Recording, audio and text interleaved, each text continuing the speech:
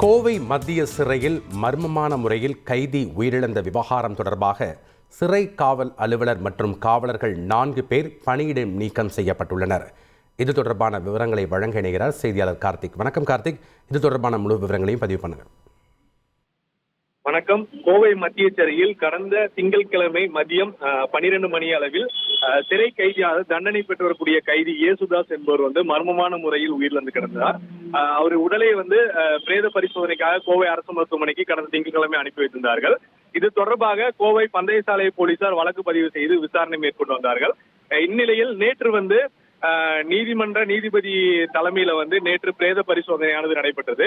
இந்த பிரேத பரிசோதனையில் முதல் தகவல் அறிக்கையில் அவர் கழுத்து நெரிக்கப்பட்டு உயிரிழந்திருப்பதாகவும் அவர் மர்மமான முறையில் இறக்கவில்லை என்று முதல்கட்ட தகவல்கள் வெளியாகியிருக்கு. இந்த சம்பவத்தை அடுத்து போலீசார் வழக்கை தீவிரப்படுத்தியிருக்காங்க. அதன் ஒரு பகுதியாக நேற்று சிறை கண்காணிப்பாளர் செந்தில்குமார் அன்று பணியில் இருந்த துணை சிறை அலுவலர் மனோரஞ்சிதம், உதவி சிறை அலுவலர் விஜயராஜ், முதல் தலைமை காவலர் பாபுராஜ், முதல் நிலை காவலர் தினேஷ் ஆகிய 4 பேரை பணியிடை நீக்கம் செய்து உத்தரவு பிறப்பித்திருக்கார். மேலும் இது தொடர்பாக வழக்கு பதிவு செய்த நிலையில் சக கைதிகளிடம் போலீசார் விசாரணை மேற்கொண்டு வருகிறார்கள். சிறையில் மர்மமான முறையில் கைதி உயிரிழந்த சம்பவம் பெரும் பரப்பை ஏற்படுத்தியிருக்கு. இது கொலையாக இருக்கும் வாய்ப்பு இருக்கு என்ற கோணத்தில் போலீசார் விசாரணை நடத்தி வருவது மிக முக்கியமாக பார்க்கப்படுகிறது. நன்றி கார்த்திக், உங்களுடைய தகவல்களுக்கு.